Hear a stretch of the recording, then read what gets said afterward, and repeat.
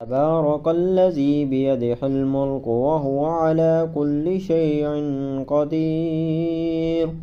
الذي خلق الموت والحياة ليبلوكم أيكم أحسن عملا وهو العزيز الغفور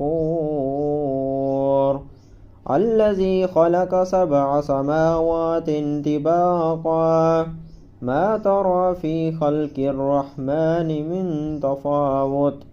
فارجع البصر هل ترى من فطور ثم رجع البصر كرتين ينقلب إليك البصر خاسئا وهو حسير ولقد زينا السماء الدنيا بمصابيح وجعلناها رجوما للشياطين وأعتدنا لهم عذاب السعير وللذين كفروا بربهم عذاب جهنم وبئس المصير.